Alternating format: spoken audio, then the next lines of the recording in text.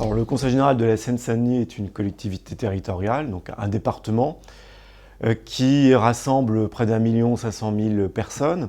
C'est aujourd'hui l'un des territoires les plus dynamiques d'Île-de-France en termes de création d'entreprises, d'accueil de sièges de grandes entreprises. Tout cela, ça représente 2 milliards d'euros de budget annuel et donc 8000 personnes qui travaillent au quotidien. La direction a en particulier 3 missions.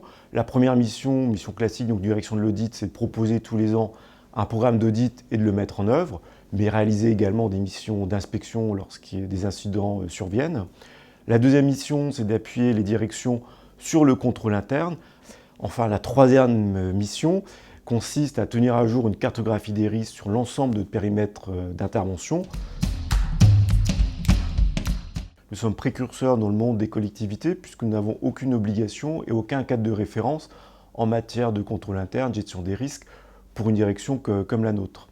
Donc nous avons dû construire nos propres outils, à la fois au travers d'un référentiel pour l'activité d'audit interne, mais aussi un référentiel de contrôle interne qui donne un cadre aux autres directions du département.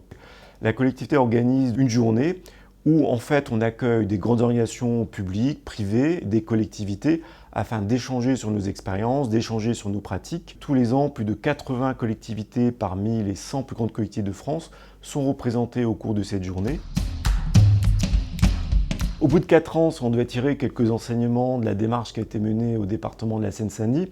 Moi, ce que je soulignerais, c'est l'appropriation par l'ensemble de l'encadrement des problématiques de maîtrise des risques, de contrôle interne.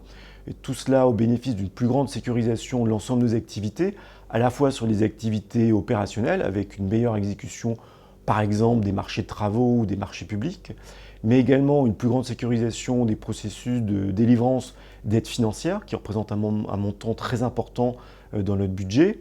Et puis donc tout cela participe à une meilleure gestion des deniers publics que la collectivité manie. Et donc tout cela, à mon avis, est très important pour les citoyens et le contribuable.